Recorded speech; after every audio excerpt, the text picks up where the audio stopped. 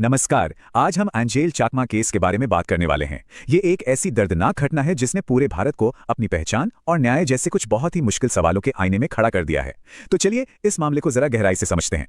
इस पूरी कहानी का जो दर्द है वो एंजल के इन आखिरी शब्दों में छिपा है। ये सिर्फ शब्द नहीं है, ये एक चीख है, एक ऐसा सवाल है जो आज भी गूंज रहा है। तो सबसे पहले कहानी को शुरू से समझते हैं।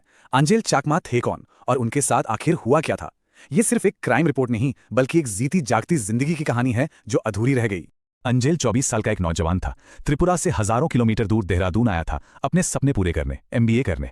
वो एक छात्र था, एक बेटा था और सबसे जरूरी वो एक भारतीय था। 9 दिसंबर को बस एक छोटी सी बात नस्ली फप्तियों का विरोध करने पर एक क्रूर हमले में बदल गई। एंजल ने 16 दिन अस्पताल में जिंदगी के लिए जंग लड़ी, लेकिन 25 दिसंबर को वो ये लड़ाई हार गए। अब सवाल ये उठता है कि ये हमला करने वाले लोग आखिर थे कौन? क्या कोई नफरती गैंग था? नहीं। और सच कहूं तो यही बात इस मामले को और भी ज्यादा डरावना बना देती है। जरा इन चेहरों को देखिए, इनकी प्रोफाइल वाकई में परेशान करने वाली है। यज्ञराज जो खुद नेपाल से है वो अंजील को विदेशी कह रहा है, और सूरज खावस वो खुद मणिपुर का होकर मोमो और चिंकी जैसे शब्द इस्तेमाल कर रहा है। इससे पता चलता है कि ये जहर हमारे समाज में कितना गहरा और कितना उलझा हुआ है। इतनी बड़ी घटना के बाद जाहिर है सरकार पर भी दबाव था। तो देखते हैं कि आधिकारिक तौर पर क्या प्रतिक्रिया आई और कौन से कदम उठाए गए। सरकार की तरफ से एक बहुत ही कड़ा संदेश आया। केंद्रीय मंत्री किरेन रिजिजू ने इस हमले की निंदा की और साफ कहा कि भारतीय समाज में नस्लवाद की कोई जगह नहीं है। ये राष्ट्रीय एकता पर जोर देने वाला एक अहम बयान था। और सिर्फ बयान ही नहीं, एक्शन भी लिया गया। उत्तराखंड सरकार ने जो मुख्य आरोपी था यज्ञराज अवस्थी, उस पर 50,000 रुपए के इनाम का ऐलान कर दिया।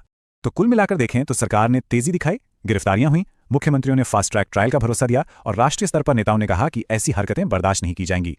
सब कुछ ये दिखाने की कोशिश थी कि इस अपराध को बहुत गंभीरता से लिया जा रहा है। लेकिन कहानी का हमेशा एक दूसरा पहलू भी होता है।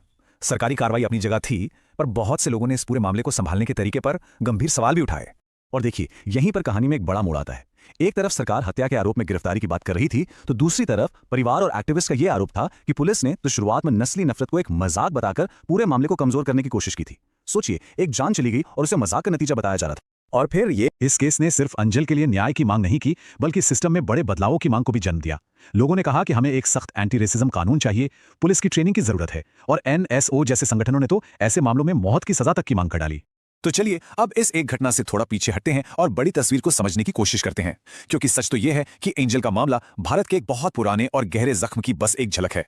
यह समझना बहुत जरूरी है कि पूर्वोत्तर के लोगों के खिलाफ भेदभाव कोई नई समस्या नहीं है। यह किसी एक सरकार की देन नहीं है। इसकी जड़ें बहुत गहरी हैं, कॉलोनियल समय से चली आ रही हैं, मीडिया के बनाए स्टीरियोटाइप से जुड़ी हैं और हमारी अपनी अज्ञानता का नतीजा है। और यह सिर्फ कोई हवाई बात नहीं है, आंकड़े भी यही कहानी कहते हैं। उत्तराखंड में जहां यह हमला हुआ, वहां स्थानीय NGO के मुताबिक पिछले कुछ सालों में पूर्वोत्तर के लोगों पर नस्ली हमलों में